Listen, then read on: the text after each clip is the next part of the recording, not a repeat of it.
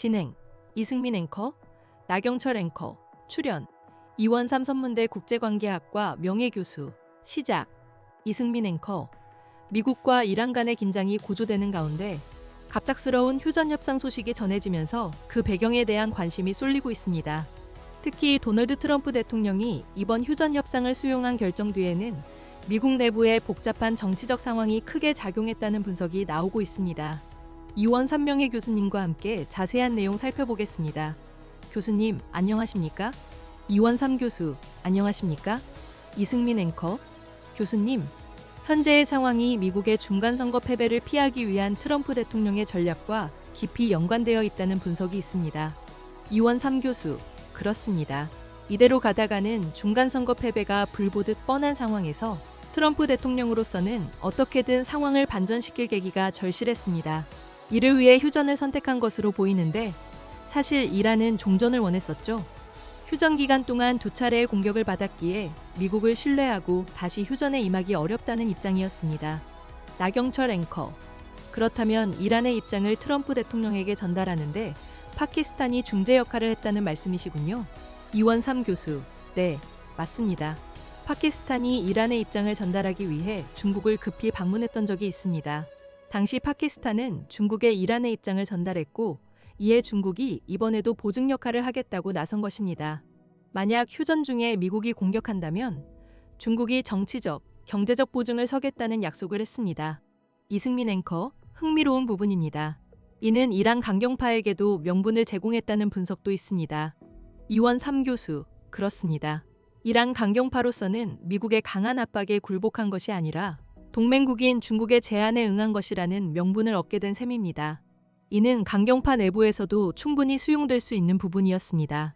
트럼프 대통령 역시 이 기회를 통해 경제적인 신뢰를 얻을 수 있다면 중간 선거 결과 역전까지도 기대할 수 있게 되는 것입니다. 나경철 앵커. 미국과 이란 모두 협상 테이블로 나올 수 있는 명분을 중재국들이 세워줬다고 볼 수 있겠군요. 그런데 10일 파키스탄 이슬라마바드에서 대면 협상이 진행될 것이라는 보도가 나오고 있습니다. 미국 측에서는 벤스 부통령까지 참석할 것이라는 예상도 있습니다. 이란 측에서도 실제로 대면 협상에 임할까요? 아니면 여전히 중재국을 통해 협상을 진행할 것으로 예상하십니까? 이원삼 교수, 이번에는 이란 측에서도 협상에 나설 가능성이 높습니다. 파키스탄 총리가 이미 협상팀 구성을 공개하기도 했습니다. 트럼프 측에서는 JD 벤스 부통령, 마르코 루비오 국무장관, 위코프 중동특사 등이 예상되지만 이란 측에서는 실무파와 강경파가 조합된 팀이 나올 것으로 보입니다. 이승민 앵커. 이란 측의 협상팀 구성이 중요한 변수가 될 수 있겠군요. 이원삼 교수. 그렇습니다. 그동안 이란이 제시했던 경제적 제안에 대해 강경파들이 반대하는 목소리가 컸습니다. 트럼프 대통령이 협상 시한을 열흘로 연기했던 당시 이란은 유전 개발에 미국 메이저 회사 참여와 이익 배분, 그리고 원전 건설에 미국 회사 참여를 제안했었습니다. 하지만 이란 내부의 강경파들이 이를 수용하지 못하는 상황이었습니다. 나경철 앵커. 이란 내부의 이견이 협상 난항의 가장 큰 원인이었군요. 이원삼 교수. 네, 그렇습니다. 이스라엘의 반대, 사우디아라비아의 경계심도 있었지만 가장 큰 문제는 이란 내부의 강경파들이었습니다. 특히 그동안 미국과 이스라엘이 지도층을 제거해왔기 때문에 협의 자체가 어려웠던 부분도 있습니다. 미국이 계속해서 군사적 압박을 가하는 상황에서 무슨 협상을 하자는 것이냐는 강경파들의 반발도 있었죠. 이승민 앵커. 그런 상황에서 이번 실무협상팀 구성에 강훈파가 모두 포함되어 있다는 점이 시사하는 바가 큽니다. 이원삼 교수. 맞습니다. 페제시키안 대통령과 갈리바프 국회의장이 협상팀에 포함되었는데 특히 갈리바프 국회의장은 혁명수비대 출신으로 강경파에 속하지만 동시에 실용주의적인 성향을 가지고 있습니다. 그의 참여는 강경파 내부에서도 어느 정도 승인이 이루어졌다는 뜻으로 해석될 수 있습니다.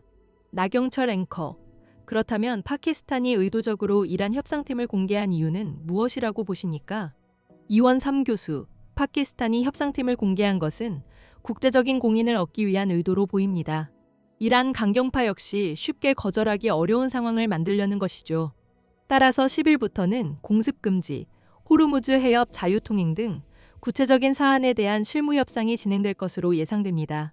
이승민 앵커. 그리고 실무협상이 어느 정도 진전되면 최종적으로 이란 대통령과 미국 부통령이 서명하는 형태로 마무리될 가능성도 있겠군요.